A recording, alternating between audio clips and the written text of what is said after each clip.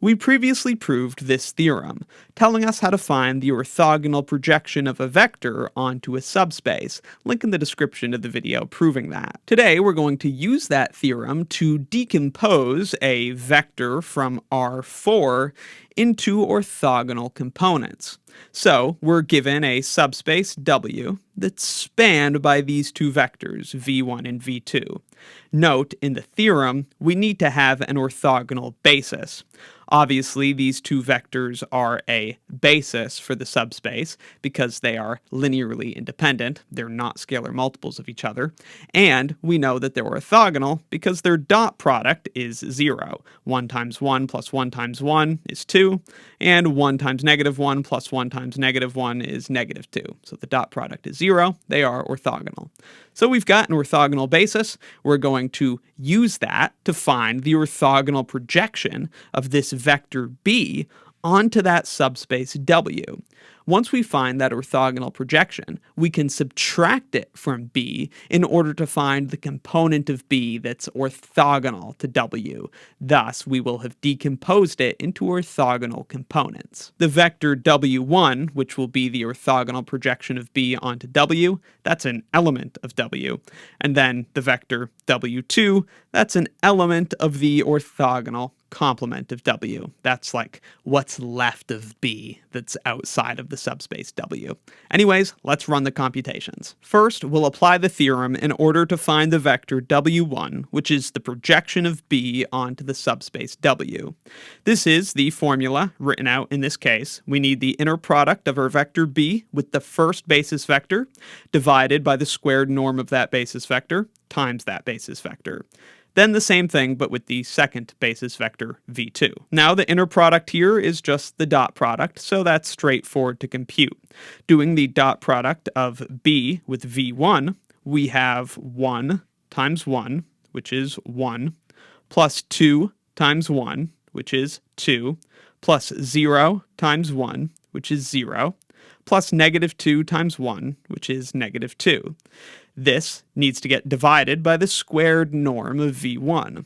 The norm of v1 is the square root of 1 squared plus 1 squared plus 1 squared plus 1 squared. So the square root of 4, so 2. That's the norm, but we have to square that, and 2 squared is 4. This whole thing gets multiplied by v1. We do the same thing with v2, so dot b with v2, that's going to be 1 times 1 plus 2 times 1 plus 0 times -1 plus -2 times -1. That's what we see there. The norm of v2 is root 4, so 2, which we then square to again get a denominator of 4, and this needs to get multiplied by v2. Now, 1 plus 2 plus 0 minus 2 is 1, so we have 1/4 times v1, and you can see that that's just going to look like this, 1/4, 1/4, 1/4, 1/4. And then 1 plus 2 plus 0 plus 2 is 5, so we have 5/4 times v2. Distributing 5/4 across v2 gives us this vector here. And then adding them together gives us this. A fourth plus 5/4 is 6/4, which we reduce to 3/2, and so on. 1/4 minus 5/4 is -4/4, which is -1.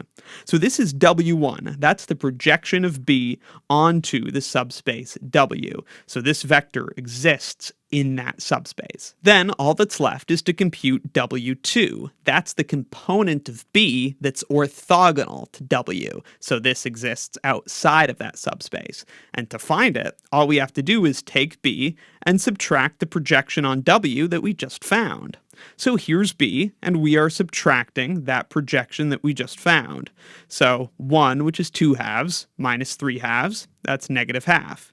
2, which is 4/2, minus 3/2 is 1/2. 0 minus -1 is +1. And -2 minus -1 is -2 plus 1, so -1. And that is the component of B that is orthogonal to W. This exists in the orthogonal complement, W perp. So this vector W2 could also be denoted like this, the projection of B onto the orthogonal complement of W. Finally, we have our solution. B is equal to this vector that's in W plus this vector that's in the orthogonal complement of W. And that's how to decompose a vector in R4 into orthogonal complements. Let me know in the comments if you have any questions, and be sure to check out my linear algebra course and linear algebra exercises playlist in the description for more.